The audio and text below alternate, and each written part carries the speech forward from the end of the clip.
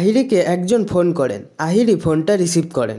তিনি বলেন, good evening madam. Ahiri বলেন, দেখুন আমি এখন খুব ব্যস্ত আছি, হসপিটালে রয়েছি।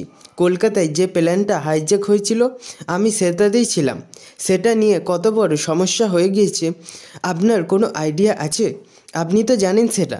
তিনি বলেন, জানি, সকাল থেকেই তো টিভিতে খবরটা দেখছি, আর লিস্টের মধ্যে আপনার নামটাও তো দেখছি, তাই চিন্তিত হয়ে আপনাকে আমি ফোনটা করলাম।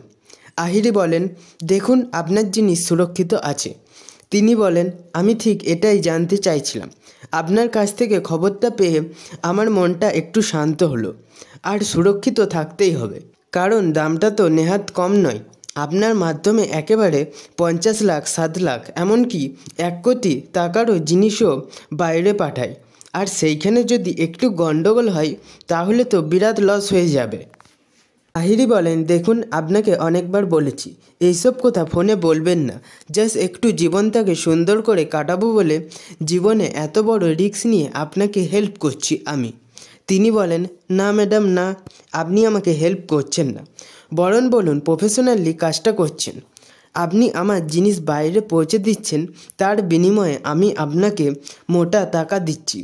আজ থেকে তো নয়, এই কাজটা আপনি আমার হয়ে 1 বছরেও বেশি করেছেন, আর এই কাজটা আগামী দিনেও চলবে।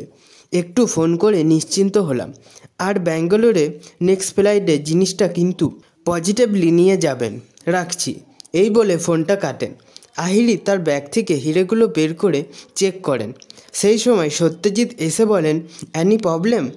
তখন আহিরি ভয় পেয়ে যায় এবং সেই হিরেগুলোকে তাড়াহুড়ো করে ব্যাগের মধ্যে ঢুকিয়ে রাখেন।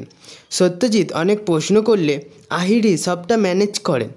এরপর সত্যজিৎ চলে যায়। তখন আহিরি একটু শান্তি পায়।